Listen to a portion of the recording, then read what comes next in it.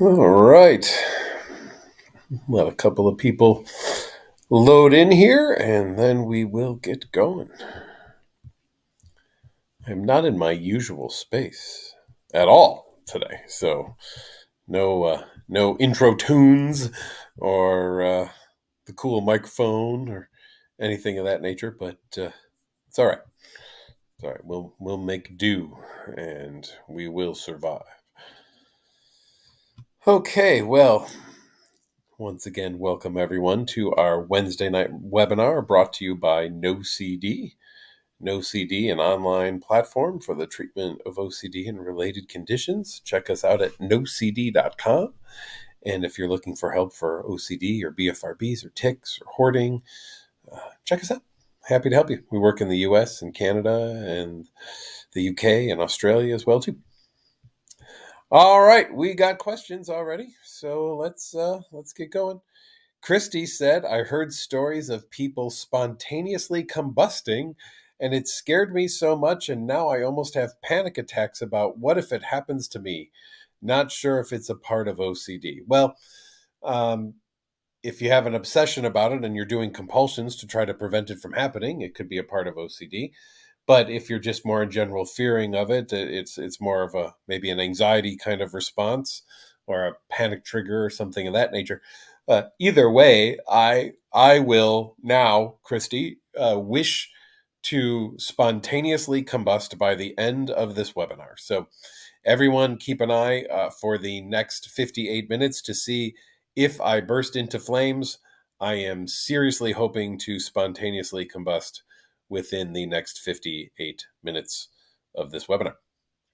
Now, what I do love about this question, Christy, and thank you so much for bringing it up. And oh, by the way, I don't say that I hope to spontaneously combust mockingly or anything. I'm serious. I'm really going to test out here if thinking something causes something to happen. That is my goal, is to test that right now to see, can we make that occur? Can my thoughts cause something to occur? Can my wishes, can my images, can my urges, can any of these things actually make something happen? So, Christy, that is what we are testing right here, just so you know. Okay. Now, I do love this question, though. I'm going to get back to that because this is like the epitome of what happens in some anxiety based kinds of conditions where I heard this one time, or my favorite, you know what they said? They say that, and I don't know who they is. If anyone knows who they is, could you let me know? I've never met they before, but I hear a lot about, they say, and they once said, and all these kinds of things. So if I could figure out who they is, I would like to prosecute them as the largest provider of misinformation ever known in the history of the world. But I suppose someone might have at some point in time, uh, you know, spontaneously combusted. I suppose that's an option. I also suppose some people have spontaneously just puked all over a room or spontaneously crapped their pants in somewhere. I saw an amazing video actually of a pitcher who is in the middle of a pitch and then just barfs while he's pitching, and it's like in slow mo, and you could just see the puke spewing out of his mouth. It's fascinating, absolutely great cinematography of it. Um, there's all of these potentially spontaneous things that could happen. I could take one step and just tweak my knee slightly and then be down for the count. Should I not walk anymore? How much panic should I have about walking that I could literally take one step and now have to have surgery and or a knee replacement or all these kinds of things? This is, again, the epitome of where we go in anxiety. I heard that this could potentially happen. And though the probability seems to be point zero to the negative 37th power, what if? What if it were to happen to me? You probably, Christy, have a far greater chance of being struck by lightning while an airplane crashes into you at the same time than you do spontaneously combusting. So, Christy, I'm wondering if you're at all dodging airplanes and staying inside during thunderstorms as well, too, or those things don't bother you. And isn't it fascinating in anxiety where things that could actually happen to us really don't bother us very much whatsoever? But things that are so fantastical that what if that were to happen and we just get overwhelmed with it and it ruins our lives, right? We get to a point that we can't even function or survive because of that. And boy, if that doesn't just happen all the time to people. In fact, I'd say much of the reason I have a job is for these very types of questions and concerns where people are so afraid. Mm-hmm. All right. Brock 101 says, last Saturday I was changing in the locker room after playing hockey. When changing, you used the restroom and saw lubrication. You struggled with sexual orientation, OCD, and identify as straight, but after seeing that, freaked out all week, didn't think anything sexually, so scared as to why this happened. There were obviously men in there, so hence why I'm freaking out. Well, not obviously, because I couldn't tell as Brock 101 if that was what gender identity that was. So I'm not going to say obviously. And there's some amazing female hockey players out there as well too. So I make no assumptions in that whatsoever. Just so you know. Now, if all of us were to constantly check our genitals at all times, what we would find are likely things that we wouldn't want to find, or we would make associations to things we find with things we wouldn't want them to be associated with, and then come up with some outrageous, outlandish types of conclusions that we say are a proof to ourselves that, yes, this must mean something. And isn't it fascinating in the world of OCD that everything must have a meaning and every meaning must be shitty? You know, no one's OCD has ever had a wonderful meaning. I've treated OCD now for 25. In fact, 2 days ago, no, wait, today's the 7th. Today, oh, I'm celebrating an anniversary today. Today is the 25th anniversary of my getting my PhD in clinical psychology. What do you know? Huh. Maybe I'll get some dessert. A little celebratory dessert tonight. Who knows? But in my now 25 years of being a doctor, although not a real doctor, according to my grandmother, who once told me that, I wasn't a real doctor, but she would still call me doctor, even though I wasn't a real doctor, which till she passed away, I never let her live down, by the way. Even though in my 25 years of treating people now with OCD, because right after I did get the doctorate, I within a month was at the St. Louis Behavioral Medicine Institute doing my postdoc. Shout out to the Alec Pollard clan there and their CEO, Jesse, my former student. Nice job, Jesse. And never once did anyone's OCD have anything to do with anything, positive. No one ever came in and said, I'm obsessed with the idea that people love me and think I'm great, or I'm totally obsessed with the fact that I'm awesome, and I must do compulsions in order to either stay awesome or to make sure everybody thinks I'm awesome or something like that. Nobody had that whatsoever. It was always the worst case scenario types of things. So since OCD creates meaning for anything, and since that meaning is 100% always a negative meaning, what I would say, Brock, is I'm not shocked whatsoever that you would find this right to happen.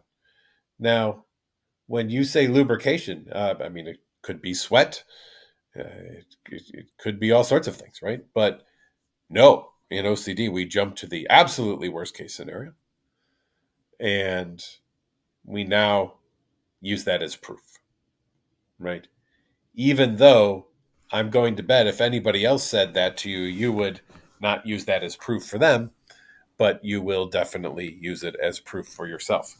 Again, showing that we believe we're special and that the rules of the world apply to us in a different way than they do to everybody else. And we would never tell anybody else all the things that we tell ourselves because we are pretty much shit to ourselves and we are usually very good to everybody else. And so I would just ask you, Brock 101, to start being as good to yourself as you would be to someone else, were they to bring this up as well too. Valentina 0921 says, when I was worried about germs, it was easier to show your brain that your fears are unfounded. But now, when your feared consequences shifted 20 years in the future, how should you adjust your exposures? Well, Valentina, you are attempting to do the thing that OCD would love to do, which is to predict the future, to have the proverbial crystal ball, to know anything and everything that will ever happen, to be able to be ready and prepared for whatever it is that might turn out to be in any way, shape, or form, right? That is what you are trying to do. Because remember this, OCD lives in the past and wonders how the things in the past are going to come back to haunt you. And OCD lives in the future, wondering how the things that haven't happened yet are going to be terrible for you. It's not great at living in the moment, by the way. And so, Valentina, I want you to keep this in mind that, I don't know what's going to happen in 20 years from now. You don't know what's going to happen in 20 years from now. At my parents' house, and though parents tell you they know everything, I don't think they know what's going to. They might not even be alive 20 years from now, frankly, right? I mean, I do have that card in my wallet wishing them death every day. So who knows if they'll still even be here? We have no idea. And yet, isn't it interesting that OCD says to you, Valentina, it's fine that you didn't care about anything that happened 20 years from now for your entire life. But starting today, boy, that's just not an option anymore. Starting today, we really do need to know what's going to happen in 20 years from now. Because frankly, how can we live? How can we function? How can we survive without all of that? I mean, that's crazy, right? How can that thing happen? So, Valentina, your attempt to figure out what's going to happen in 20 years is a compulsion. And every time that you go down that road, you're feeding OCD. Because everybody remember, please. Remember. Every compulsion feeds OCD. OCD eats compulsions for breakfast, lunch, and dinner. You grow OCD with compulsions. You shrink OCD with the elimination of compulsions. Simple as that. Zoe says, Dr. Patrick, thank you for the live streams. Of course, they really help. Awesome. You have health OCD and you've been struggling a bit lately with it. Both of your parents are your biggest supporters. Shout out to the P's there, Zoe. However, your dad is struggling to help me. He's not quite sure how to help me when I have bad days. I'm not sure how to have him help me either. I have told him not to try to reassure me. He's done pretty good with that. However, he just doesn't know how to help. How do I help my dad help me? Well, Zoe, I hope your dad is listening here. And I'll tell you what, the best thing your dad could do on days that you're struggling with health OCD is not tell you that you're going to be fine and everything will be okay. Because what will happen is the more that your dad does that, the more tough days you're going to have, because OCD will have found a friend, right? It's like that Randy Newman song, "You've got a friend in me."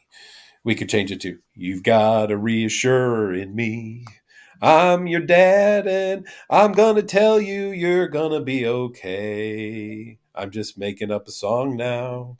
But that okay is going to feel really good to you. And so you're going to have more bad OCD days." And that's what's going to happen. That's the worst singing ever, probably. I apologize. But hopefully you get the point here that No one with OCD got better by being reassured more, right?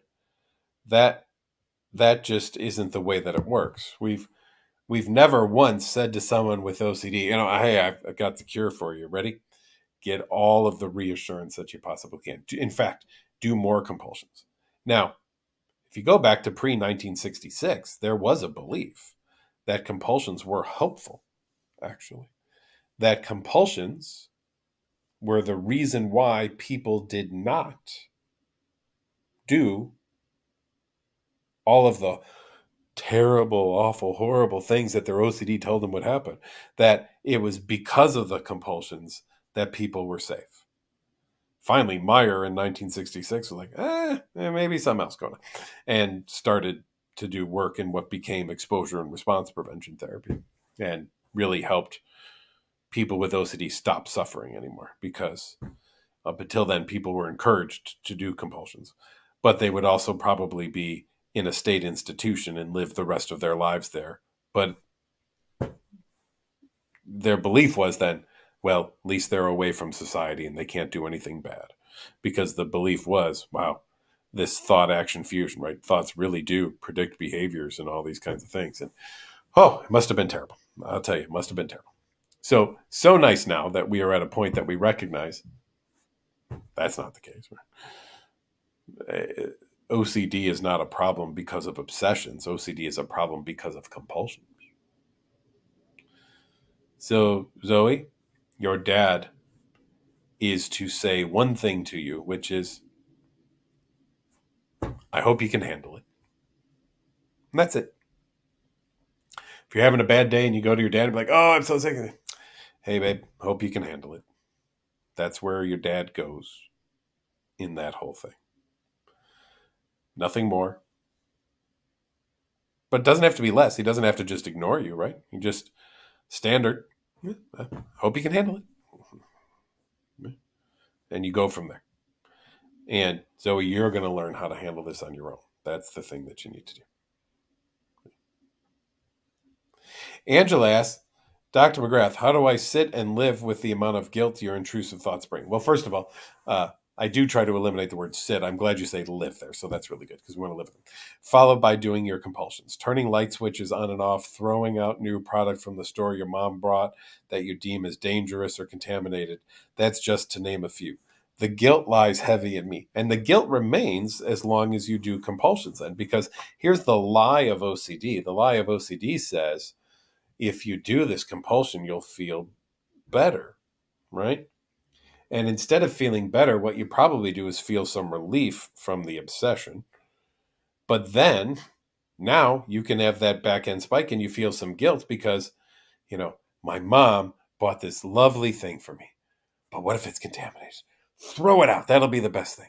And then after throwing it out, oh my gosh, that was $45 down the tube there because my OCD won again. And now I feel horrible about that. But Angela, just remember this. Your OCD doesn't care if you feel horrible. Your OCD doesn't care if it's offensive to your mother. Your OCD doesn't care if it's offensive to your father or any other relatives or friends. OCD, and I want everyone to listen to this, so pay attention, or else I will sing again if you don't, and you don't want that, obviously. But I really want everyone to pay attention to this. OCD does not care about you. OCD does not have your best interest at heart. OCD could not care less if what it does interferes in your life at all. OCD cares about one thing, which is, can and will you do a compulsion? And that is all OCD wants, is that. Okay? So if that compulsion interferes in your life, gets in the way, makes things worse, makes things more difficult, OCD doesn't care. If that compulsion leads to you feeling guilty about things, OCD doesn't care. Now, that leads me to ask all of you a simple question, but a deep question, which is, Why spend so much time and energy promoting and supporting something that is actively working against you in your own best interest? I think I know the reason, and I'll say that I believe it is because OCD has lied to you, and you believe the lie that OCD tells. And the lie that OCD tells is that it is working in your best interest. When, if you step back from OCD and you take a look at it, you'll realize, well, that is just simply not the case whatsoever. Not at all. Not in the slightest. And I say that because I've met enough of you with OCD who have said to me, I would not wish this on my worst enemy, which proves a point to me that OCD is not doing anything positive for you, because if it was, you would wish it on people. So if you wouldn't wish this on anybody else, I would ask you to not do anything to support it to remain on yourself as well.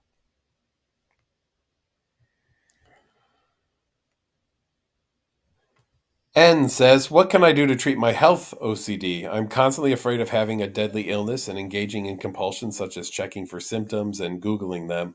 I'm so afraid of having cancer, etc., that it's causing me to get super anxious. I just want it to stop. Well, if compulsions are causing you to get super anxious, then guess what? Maybe we don't want to do more compulsions. Maybe they are not good for us whatsoever. Maybe they need to go away. Again, if we know that you doing this checking, this Googling, is actually making you worse, objectively, you're saying that. It's causing you to get super anxious. You want it to stop. Well, now we got to balance something here. We got to take a look at, all right, I hate this. It makes me feel worse. I want it to stop. And that weighs, let's say, 12 pounds.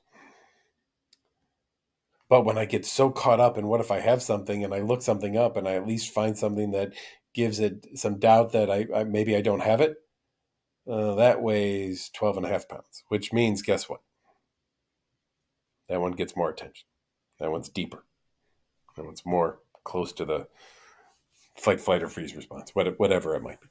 But because that one is so immediately gratifying to get that instantaneous, all right, I just looked that up and that felt okay. But then it's going to be followed by, yeah, but can I trust that site? Maybe I need to go to another one. And all right, I'll do that. Oh, God. Yeah, but, that one, maybe I don't trust the expertise of the writer on that one. Looks like they've only been out of medical school for 35 years. They're still very young in the field.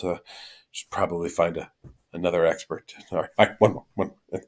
And then, yeah, but, oh shit. Why, oh God, what did it say? Oh, why did I go to this one? Oh, sure, no. Oh God, no. Look at, now I got to look that up too. Oh my God. Why did I do that? Why couldn't I have just stopped at the other one? That familiar to anybody? Anybody done that one before? And you're on the hamster wheel of hell right now, right? You're spinning. You're going around and around, but you ain't getting anywhere. And it's just getting more and more tiring and exhausting. But you're being driven by a belief that says there is an answer out there. You just haven't found it yet.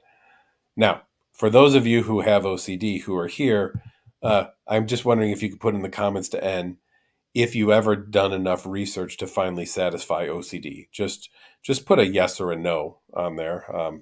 If you put a yes, by the way, please contact me after the webinar. We will write a book together. We'll make millions of dollars because you'll be the first person in the history of OCD to have done enough research to where OCD will be like, hey, found everything we need. Thank you so much. We're good now. I'm going to go. It's been a blast. Be well. I don't know anyone that's ever happened to, but maybe you're the first. But I'm going to bet all my money on the fact that you're not, just so you know. Green Clover from Poland. Hey, hi.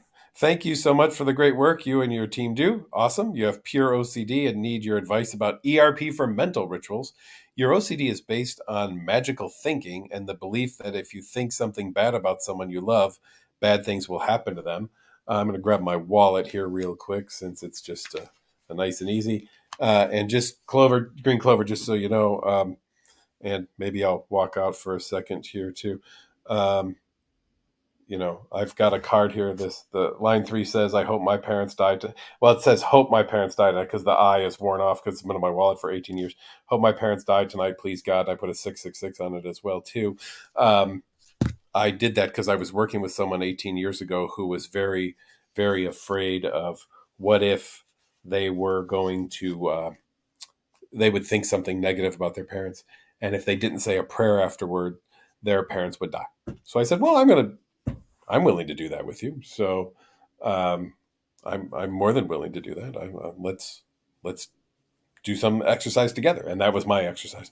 I wrote down on that card, "I hope my parents died tonight, please God," and that there's a 666 on there as well too.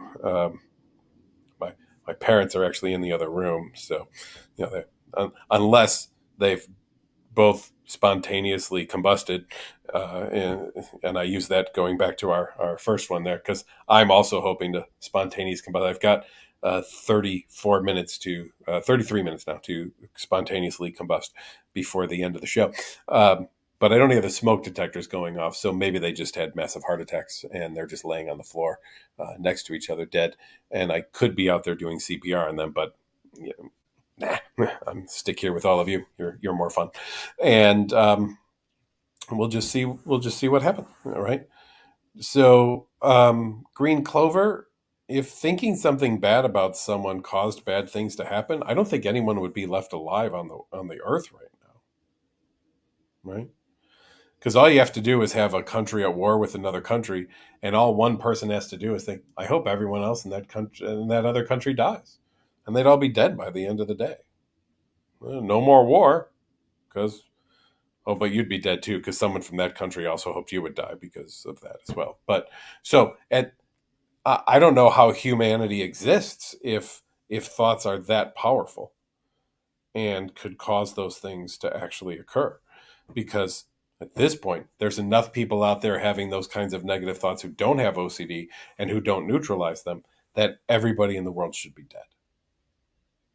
So, Green Clover, just if you're still on, please put in the comments, why isn't everybody dead yet?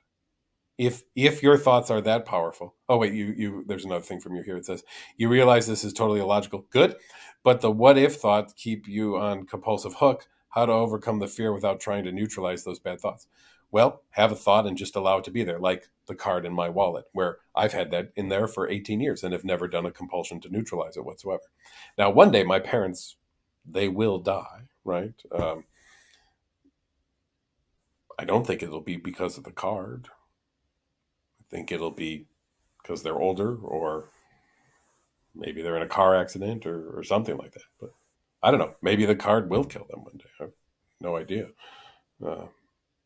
But again, if just doing that did it, well then I could write on another card tonight, "I hope when I wake up tomorrow morning, I'm the only human being left alive. And this will be our last webinar, because none of you will be here next week to see it, because I will have wished to be the only human being alive. And what I will do tomorrow morning is, I won't have a job, right? And I won't get paid anymore, but I won't need to, because I'll have access to everything I want. I'll just go find exotic cars in places and I'll drive them until they run out of gas. And I'll go to the coolest golf courses that I can get to as quickly as possible before the grass grows too long. And I'll play a couple of amazing rounds of golf before it gets to the point that the greens are so bushy you can't even putt anymore. But I'll have like 3 amazing days of golf, let me tell you, while driving a really awesome car doing it. And then after that, Well, I should probably, once the sun goes down, I'm going to assume, since I'm the only one left, no one's producing electricity. So I should probably get a hold of some solar panels, or at least find a house that has solar and a battery in it, and move into that house. I'll get all the accoutrement of the people who used to live there out of it, and I'll go live there. And then I'm going to go to the store, and I'm going to get every freezer that I can find, and I'm going to stock up on all of the food that I can before it all goes bad, so that I can get a bunch of stuff frozen and everything. And I should probably figure out how to store some water as well too. I knew I should have read more up on prepping, and if and I'm going to have to do all that now, because tonight when I write down on a card, in fact, I'm going to do it now. I'm going to do it right now, actually. So let me just grab a piece of paper here. All right, and I'm going to get a pen. And here we go. And I'm going to write down on this piece of paper. I hope I am the only human left alive tomorrow morning.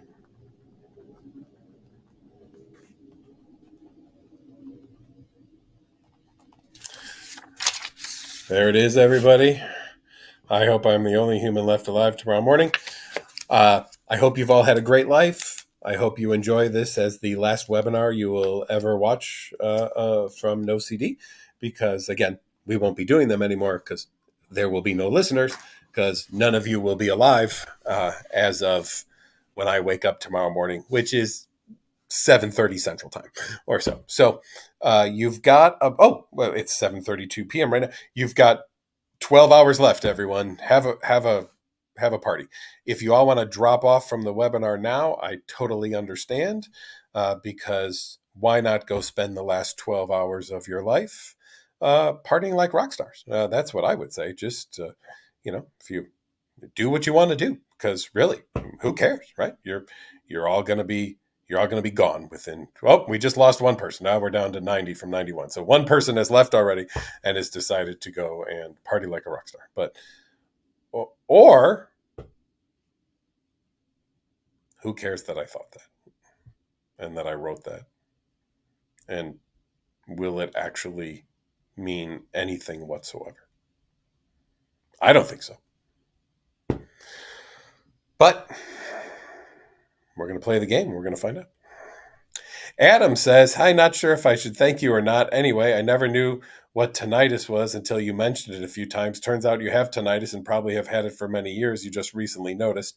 You freaked out for an hour and then stopped paying attention to it. So you guess that's how it works." Yep, that's how it works, Adam. "You always thought that's how the world sounded. Now that you think about it. Thank you anyway." Oh, well, awesome, Adam. Thank you. I find that awesome. That's great. And welcome to the world of tinnitus. It sucks, but join the club.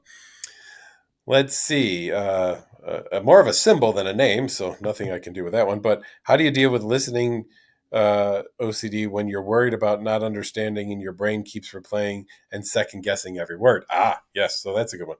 Where a lot of people are afraid, what if they miss part of a conversation, or they misheard something, and so they want to keep asking for reassurance, or they want, could you repeat that one more time, or say that again, or could you write that down, or then some people even reread things over and over and over again to make sure they got the right meaning or intent out of something as well too.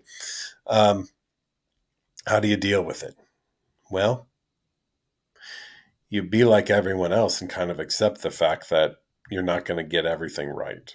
You're not going to absolutely understand all of it, right?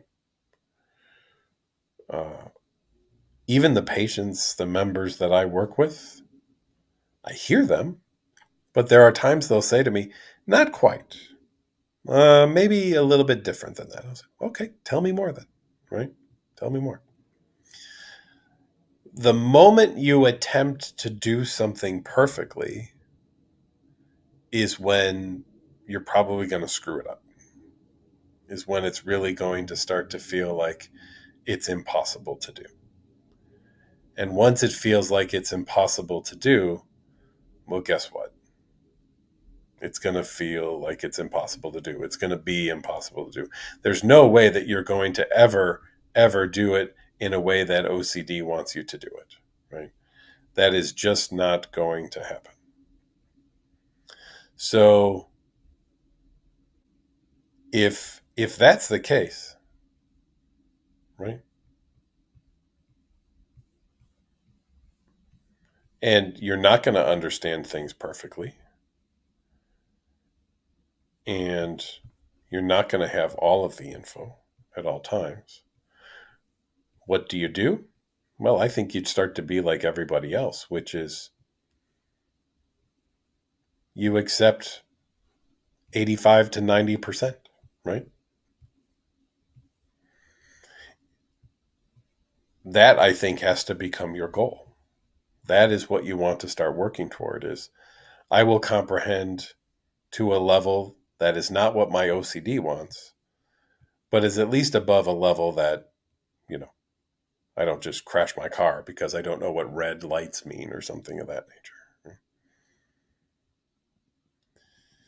OCD says all the time it's never enough. But I have proof already that you've done things enough because you typed something here and you spelled out OCD and what you said was coherent. And so you've already learned things. I'm going to bet without the influence of OCD. And if that's the case, what do you know? OCD is not the way we learn, nor is it a curriculum in school. I mean, imagine if you had OCD class, right? All right, kids, next class will be OCD class where we'll be practicing compulsions so that you get better and better at physics and math and comprehension. So if everybody would take out their books 12 times, that would be great. And then we will get on with it. No, that's not what we do. We're not teaching that as a way of functioning and surviving. That's just not the way that it is.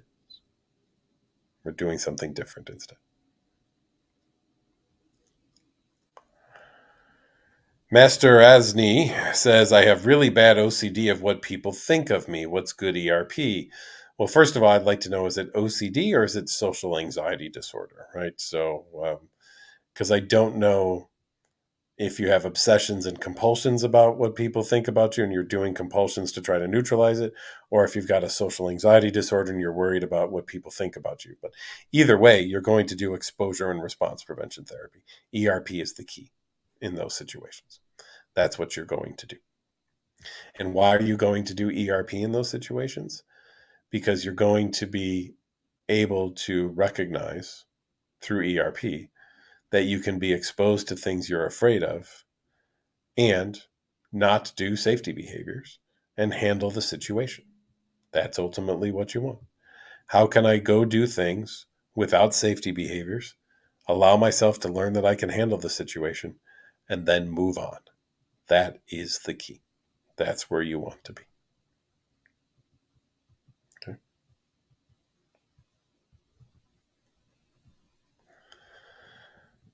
All right.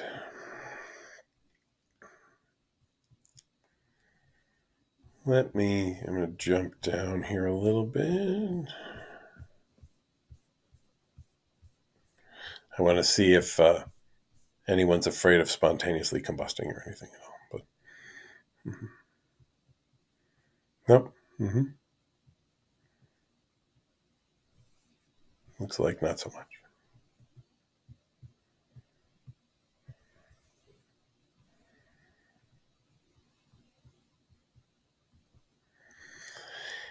HG says, kind of related to that, what if a person's profession sets a high standard for performing or at a near perfect? Okay. Great question, right? And some do. I hope if I get a surgery, my surgeon is pretty close to perfect. I will say that. Either way, I would rather have a surgeon who doesn't have OCD only because that surgeon with OCD has probably going to keep me open longer because of doubts. They're going to want to check again. And even though they've accounted for all the sponges, well, let's look one more time just in case we may have miscounted the surgeon. And maybe in that situation, could that be more difficult to deal with it, right? So no matter what the situation is in these types of things, where even if you have something that requires a really, really, really good performance, adding OCD to the mix is not going to make that performance better. It's going to make it worse. And it's been interesting. I've been shooting a bunch of podcasts recently with people, and I've been getting to talk with some really successful folks. And not one of them has said their OCD contributed to their success. They've all said that it has been a detriment to their success. So that's why I say that about the surgeon or various other things. I don't want OCD coming into the mix under the guise or the lie that it's going to say to you, this will make it better, because it will not.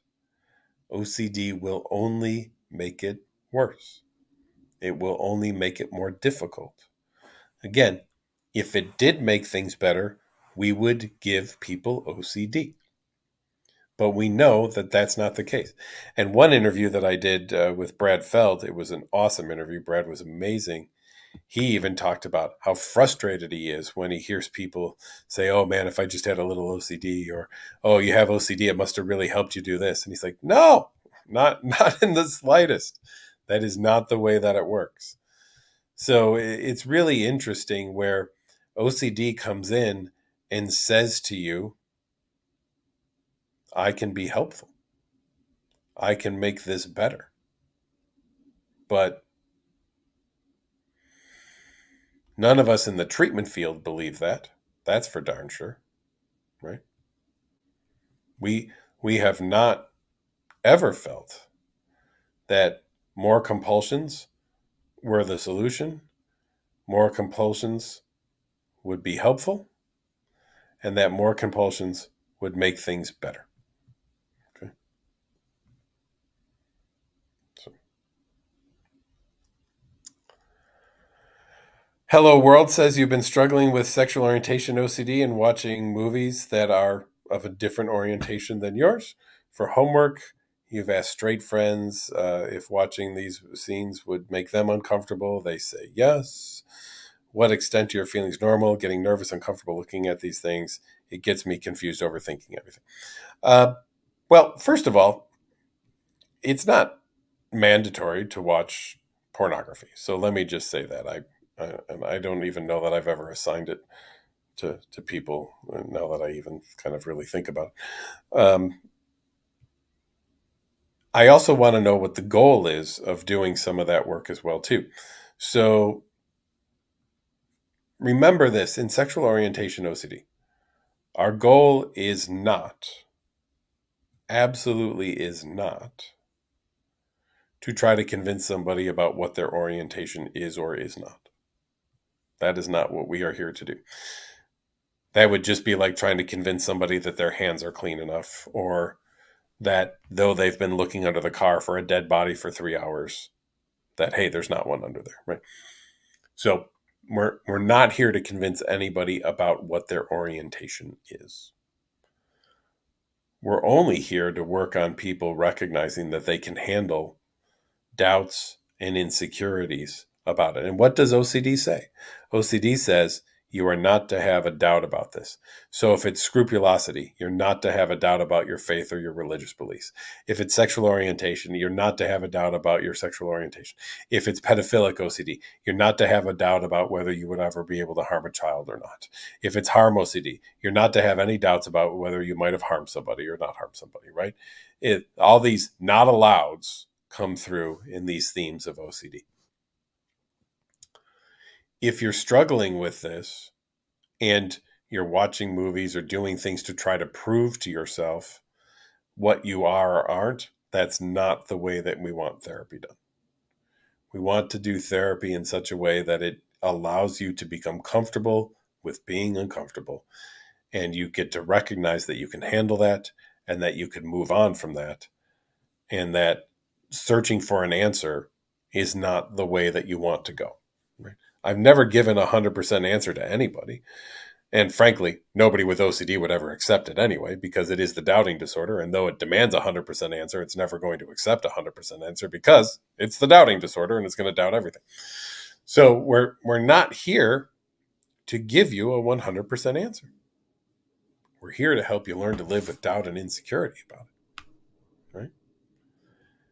Like I said just a little bit ago, I'm at my parents' house. They're not in the room with me. They both could be dead right now. It's a possibility. And what I'm not going to do is leave the webinar and go check to see, even though I thought it.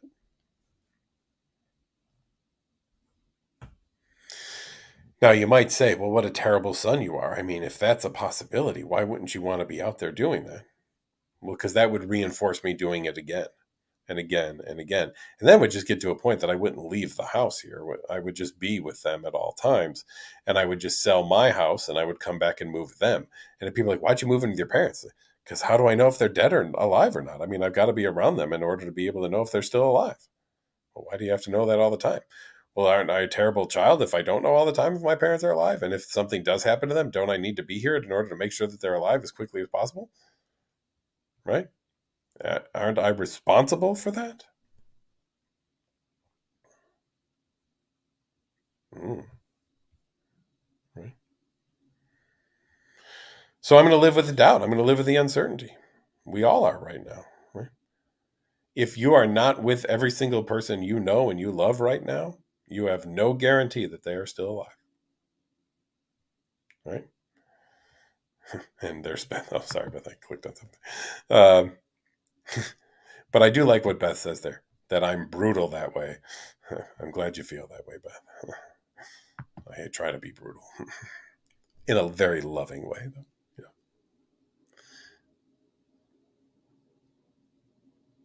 Don't fall for the lie of you can get the answers that you want through compulsions.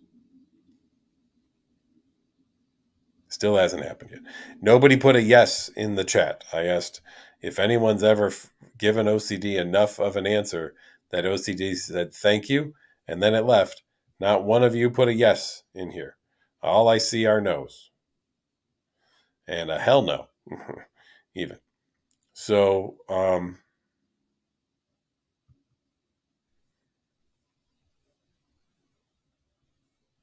let me just ask all of you, and I'm going to go to the bottom of the comments right now, so I'm going to watch them live here.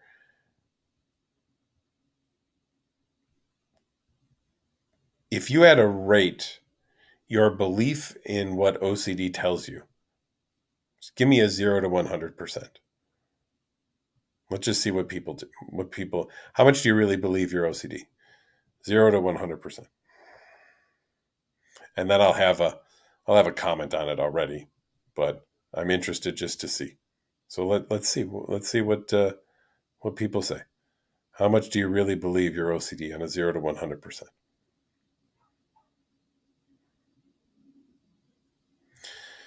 0%, 45%. Now that you're recovered, 2%, 99%, 99, 60, 7, 20. Oh, this is great. 75, 100, 50, depends on the situation. All right. Anybody who put over 5%, I would like to hear from you one more time. Cattywampus, by the way, I love that name. I always loved that word, cattywampus. Danny didn't give us a percent, said, I must believe it because I do the same fucking compulsions all the time. So that's good. I like that too. All right. Ashton, I like what Ashton said. Used to be 90, but post-recovery, it can be 3 to 27, which are your bad numbers. Thank you very much for that. For anybody who put over 5%, I would like another comment from you, please. How many times then has your worst OCD fear actually come true? Does it equal the belief you have in it, or does it not equal the belief you have in it? So if it equals the belief you have in it, then like Josabel says, do you believe OCD 90%? So Josabel, has 90% then of the things that OCDs come up with actually come true? Or is it 0% of the things that OCD has come up with come true? Or is there a different? Jane says not equal. Okay. 0 for Dr. Aurelius. Thank you. 0 times out of for Maggie. Thank you. Beth says one thing did come true. Okay. There we go. And guess what? Coincidence. That's why I said less than 5%, because we have to account for coincidence, right? Things do happen at times, right? Louise thought 0%, thought you'd hurt a loved one. Still hasn't happened. Okay. Rocky says, what about Bob? You as conservative says not equal. Way less than what you thought. 25%. Bailey, 25%. Interesting. That's a little. So 25% of your things have come true, Bailey. I want to know what some of those are. Those would be interesting to me. Less than, but OCD is about possibility, not probability. But let me correct that, Elizabeth, because I would say in the world of OCD, possibility equals probability, right? If it's possible, then it's 100% probable. And so I would focus it kind of that way. Josabel says 0 as far as you know, but there's a lot of existential thoughts that you can't prove. So, all right, this is great. This is great, everybody. Thank you so much. This is really awesome. Isn't it fascinating? And I don't know if anyone's ever kind of taking you down this exercise or not, but isn't it fascinating how much you believe in what OCD tells you, and yet how little of what OCD has ever told you has actually come true? Now, you could say, well, it is because I do compulsions. And that is the reason why the things haven't actually come true. But I'll tell you what, if I were to stop those compulsions, that thing would come true. And here's where therapy really comes in then. Because the one thing we're going to ask you to do as an ERP therapist is to stop doing the compulsion. To really test this out. To really see, if I didn't do this thing, would this other thing happen? And I'm going to give you a real simple example, right? You could say, I really hope my car starts when I leave my parents' house tonight and I drive back home. And right next to me, there is a desk there, right? And it's made of wood. And I have the opportunity right now to knock on wood, to just give that a little bit extra oomph. Because as we all know, knocking on wood prevents anything bad from happening, of course, right? I mean, it's magical, right? In fact, I have a new product coming out next week. It's called Block of Wood. You can carry it around in your pocket, and whenever you need it, you just take it out and you knock on it, and then everything's great. You'll never have a bad thing ever happen again in your life because you've knocked on wood. And so I'm not going to knock on wood, and I'm wondering, now that I'm hoping my car will start, but I'm not sure, and I'm not knocking on wood, what do you think the percent chance is that it will not start? Do you think there's 100% chance it will not start? There's a 0% chance it will not start? Or anywhere in the middle? What percentage do you think it is that my car will not start because I chose not to knock on wood and give it the extra oomph that it probably could have used, right?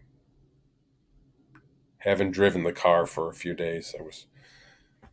I was out of town, so maybe the battery's dead. Maybe, who knows?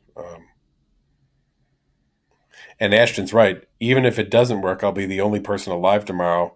And who's going to fix it? Well, nobody. But, Ashton, I won't care because I'm going to go find an exotic car and not drive my car, because I'm going to go find a really exotic car and then I'm going to go drive that. Right.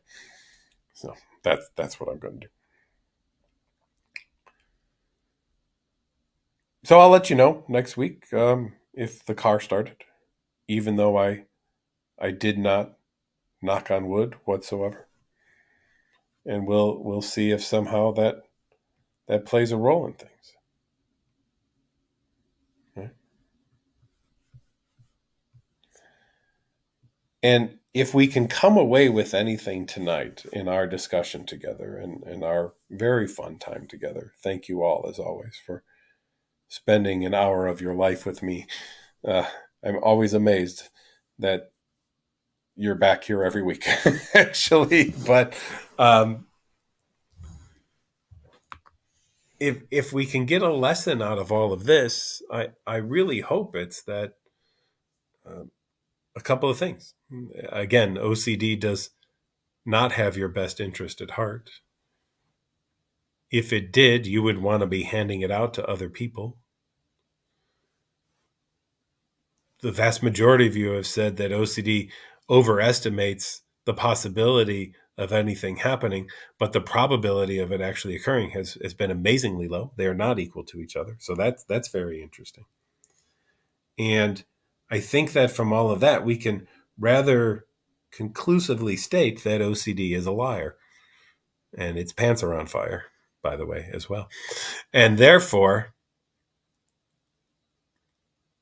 if it is a liar and its pants are on fire, as we know, when you're a liar, your pants are on fire. Notice I'm bringing the spontaneous combustion back in toward the end of the show as well, too. Another callback there. That's what we call it in the biz, just so you know. Because I only have 3 more minutes until my spontaneous combustion occurs.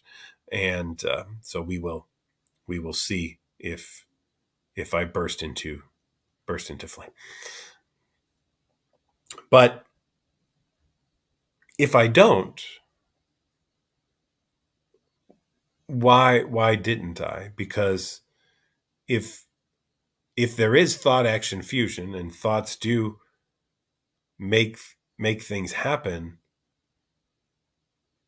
I should be starting to smolder about now, because I've only got 2.5 minutes left. And I really would like to spontaneously combust. I think it would be rather fascinating to actually just, without any form of ignition whatsoever that I know of, that I could just catch on fire, right? And it would be caught on camera, which would also be very fascinating, because it would finally give science the chance to discover the potential of spontaneous combustion. So, maybe. But overall, can you walk away from here and be able to really recognize that maybe living the way OCD wants you to live is not the way to go? Mm-hmm. It's not going to do anything for you. It's not going to make anything better. That being said, thanks for joining tonight. Brought to you by NoCD, NoCD, an online community for the treatment of obsessive compulsive disorder. We do have the largest OCD community in the world. Check us out on the community board through the NoCD app. And if you're looking for help for OCD, you can check us out at nocd.com. You can do a free 15-minute call with one of our folks there on the care team, who would be more than happy to sit and chat with you and see if your insurance is covered. And we also do work outside of the US as well, too. We do work in Canada and the UK and Australia. And we would just love to be able to assist you with OCD or BFRBs or tics or hoarding as well, too. That being said, it's always an honor to be with all of you. I appear to not have spontaneously combusted, to the disappointment of myself and maybe many of you too, who thought it would be fascinating to watch a human being randomly explode in a fiery burst. But maybe next week we can always try again. Or no, actually there won't be a next week, because as you all remember, I've wished to be the only human being alive tomorrow morning, which means tonight's your last night on Earth, everyone. Make it a great one. This will be our last webinar ever. I won't see you again. Good night. And I would say pleasant tomorrow, but there won't be one. So long.